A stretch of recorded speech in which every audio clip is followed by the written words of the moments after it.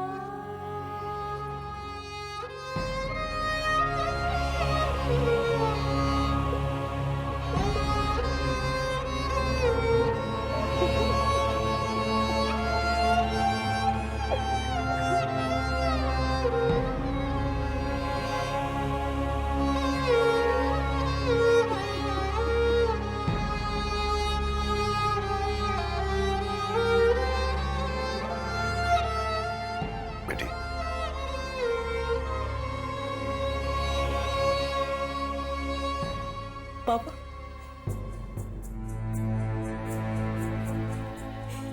ये देखिए छोटे छोटे कपड़े कितने प्यारे लग रहे हैं ना। और ये खिलौने, जब मेरा बच्चा होगा ना पापा, तो यही कपड़े पहनेगा और इन्हीं खिलौनों से खेलेगा। खेलेगा ना पापा? खेलेगा ना पापा? हाँ बेटा, बच्चे के आने से इस घर में खुशियां ही खुशियां हो जाएंगी। कैसी खुशियां पापा? कौन सी खुशियां? खुशियां तो तब होंगी ना पापा जब आपकी दुआएं साथ में होंगी। और आपकी दुआ तो यही है ना कि मैं कभी भी के साथ खुश ना रहूं। पापा, आपकी दुआएं कबूल हो गई हैं। अब मैं कभी मां नहीं बन सकती, कभी मां नहीं बन सकती। आप तो जश्न मनाइए पापा, आप जश्न मनाइए। भगवान ने आपकी दुआ सुनी है, एक मां की नहीं।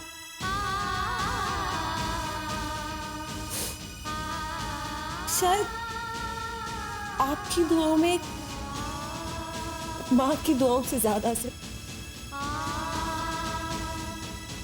आप यही चाहते थे ना कि आपकी ये सारी दौलत आपका नाती संभाले,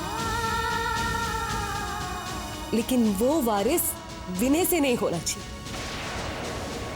यही इच्छा थी ना आपकी। पापा, आपने विनय के साथ साथ अपनी बेटी को भी एक ऐसा अधूरापन दिया जो कभी पूरा नहीं हो सकता पापा, जो कभी पूरा नहीं हो सकता। और इस सब के जिम्मेदार सिर्फ आप है पापा, सिर्फ आप।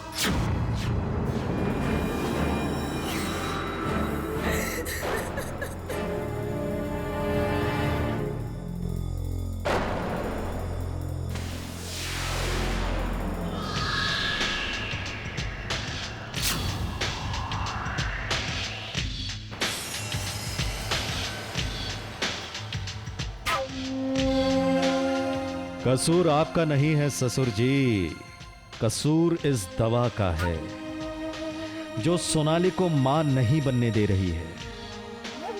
Sonali, I am sorry, really very sorry.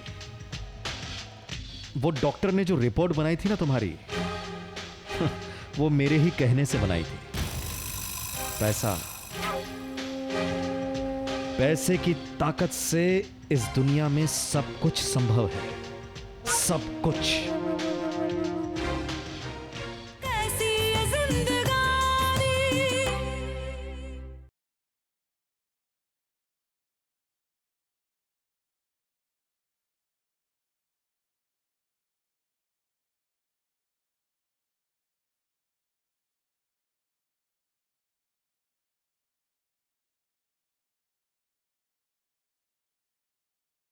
कैसी ये जिंदगानी।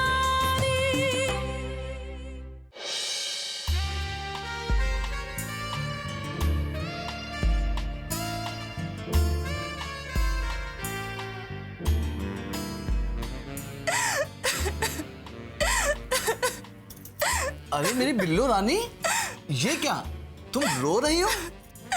अरे तुम्हारे आंखों में आंसू बिल्कुल नहीं अच्छे लगते। और क्यों रो रही है आप? अपने नसीब पर रो रही हूँ। नसीब वाले हैं आप, जो हमारे जैसा पति मिला है आपको। पति अच्छा मिलने से कुछ नहीं होता, माँ बाप भी अच्छे होने चाहिए। अरे मेरी मधुबाला, माँ बाप चाहे जैसे हो, वो भगवान के स्वरूप होते हैं।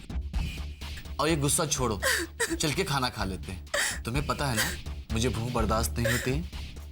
नहीं खाना है मुझे खाना, और खाना क्या, मुझे इस घर का पानी तक नहीं पीना है।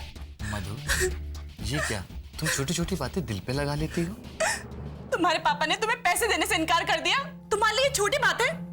अरे वो तो चाहते ही नहीं कि तुम जिंदगी भर कुछ करो। मैंने कहा ना तुमसे कि अब मैं तुम्हारे लिए कुछ करके दिखाऊंगा। अब कुछ नहीं हो सकता। क्या क्या सपने देखे थे मैंने, लेकिन तुम्हारे घर वाले तुम्हारा कोई सपना पूरा नहीं होने देंगे। मैं तुम्हारा सपना पूरा करूंगा मधु, तुम परेशान मत हो। और मेरे होते हुए तुम्हें कौन सी चिंता। अब ये गुस्सा थूको और चलो चल के खाना खा लो। नहीं, मैं घर में खाना नहीं खाऊंगी, और अगर खाना ही खाना है तो बाहर चलो। मधु, बाहर खाना खाने के लिए पैसे होने चाहिए ना, और हमारे पास पैसे बिल्कुल नहीं। तुम पैसों की चिंता मत करो, पैसे मेरे पास हैं। लेकिन तुम्हारे पास कहां से है? तुम्हें आम खाने से मतलब है या गुटली गिनने से? तुम रुको, मैं अभी आई।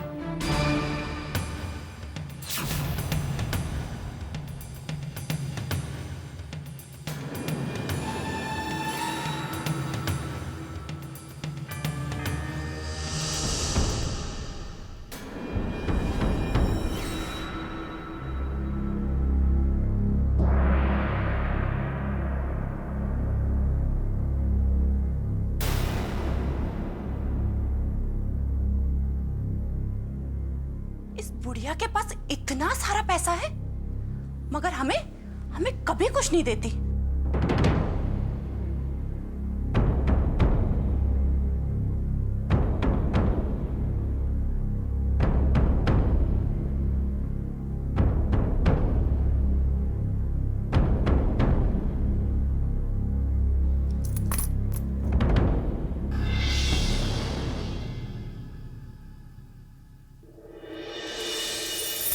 क्षमा करना देवी माँ, आपके पास तो कुबेर का खजाना है और जरा सा पैसों की आपको क्या जरूरत? आप तो सबको देने वाली हैं और हमारी क्या औकात जो हम आपको दें। अच्छा माँ, मैं चलती हूँ।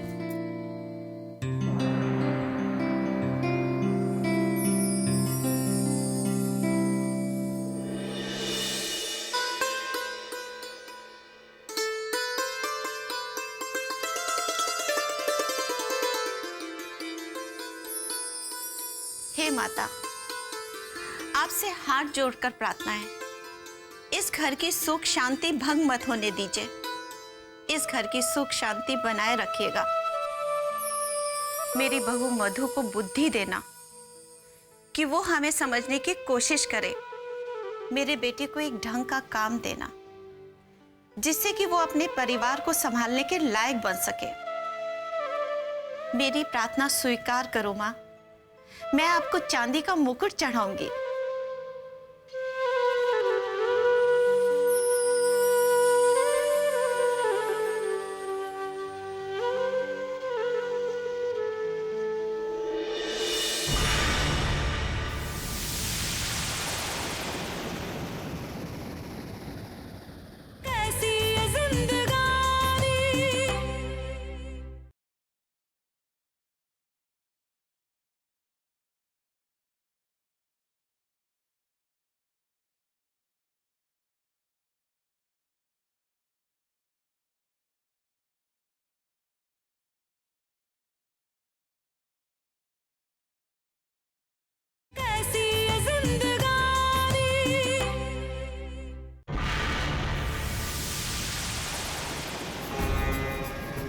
चढ़ाई दक्षिणा कहाँ चली गई? अरे कहाँ जा रहे हो? खाना नहीं खाना? नहीं, हमें भूख नहीं है। मतलब रात को मधु और राजेश बाहर खाना खाने गए थे? हे भगवान, मधु ने क्या कर दिया?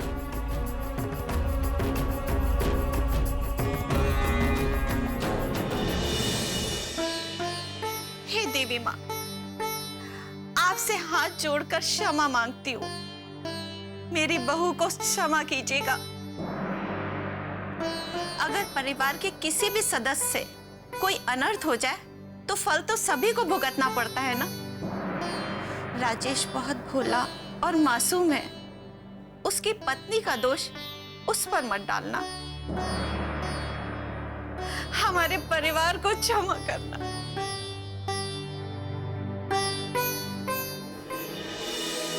निहारिका, मैं बहुत निराश हो गई। मुझे कुछ समझ में नहीं आता। विनय में भी कोई कमी नहीं है, पर फिर भी डॉक्टर बरखा कह रही है कि वो इस केस में अब हमारी कोई हेल्प नहीं कर सकती। देखो सोनाली, अब इसमें डॉक्टर कर भी क्या सकती हैं? वो तो सिर्फ इलाज कर सकती है ना, किसी का भाग्य तो नहीं बदल सकती। अब मैं कभी मां नहीं बन पाऊंगी। सोनाली, सब भगवान के हाथ में होता है।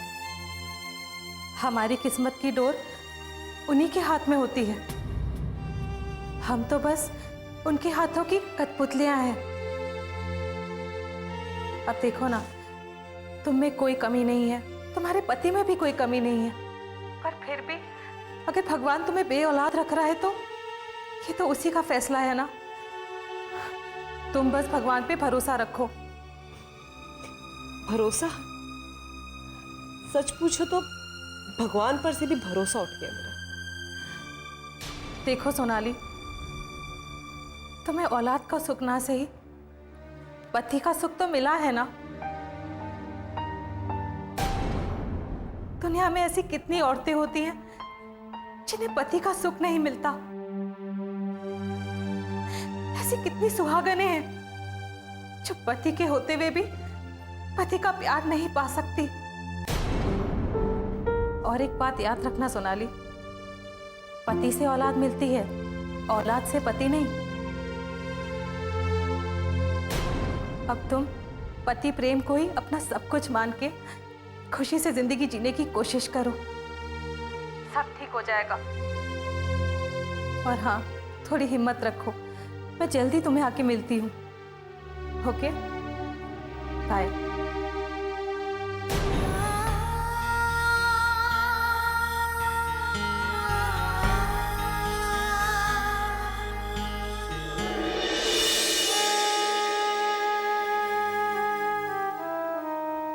भगवान ने औरतों को कितने बहुमूल्य वरदान दिए हैं। जहां औरत एक वरदान के रूप में एक बेटी भी है, एक बहन भी, एक पत्नी भी है और एक मां भी, वहीं भगवान का दिया एक और वरदान ममता भी है। भगवान ने ममता का यह उपहार स्वरूप वरदान सिर्फ एक मां को दिया है। काश काश मैं भी एक मां होती। काश काश मेरे पास भी राहुल की एक निशानी होती, तो मेरी जिंदगी कितनी आसान होती ना, इतनी तन्हा तो नहीं होती।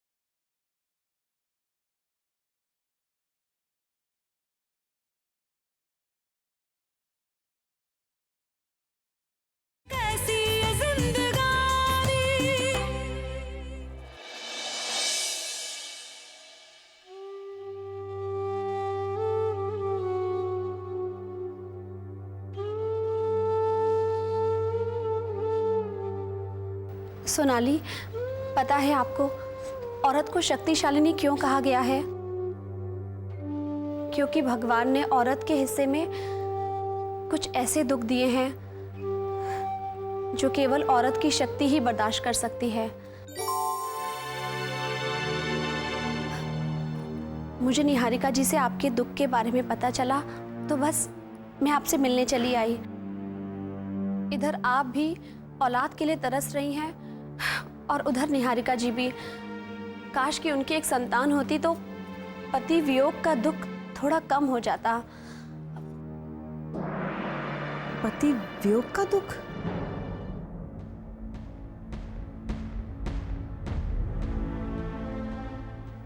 तुम जरूर मुझसे कुछ छुपा रही हो रूपाली। ऐसी कौन सी ट्रेजेडी है निहारिका की लाइफ में? वो सोनाली, एक्चुअली ये बात मुझे भी अभी कुछ दिन पहले ही पता चली है। निहारिका जी ने मुझे बताया कि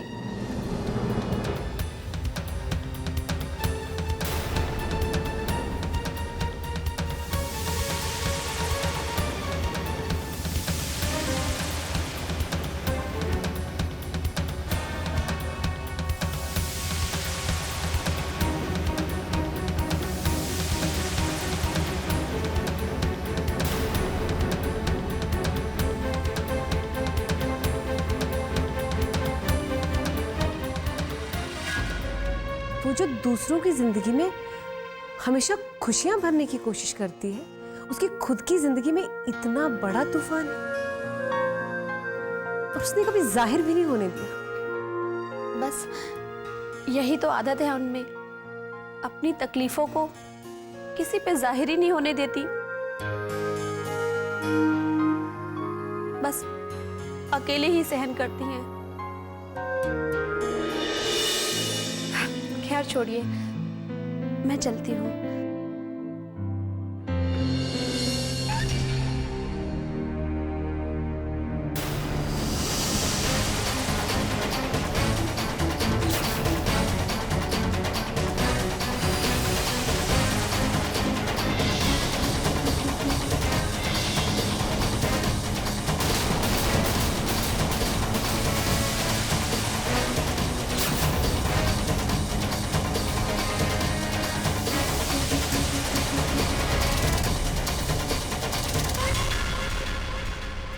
देखिए, आप अपने जहन पर ज़्यादा जोर मत डालिए। दुनिया में तो एक ही शक्ल के कई सारे लोग होते हैं। तुम जैसा एहसान फरामोश और नीच इंसान मैंने आज तक नहीं देखा और अब देखना भी नहीं चाहता। अरे मायके के सामने हाथ फैलाने से अच्छा है अपने पति से कहो कि वो कुछ काम करे, कोई नौकरी करे। और मेरा विश्वास कि मेरे राहुल मुझे जरूर मिलेंगे।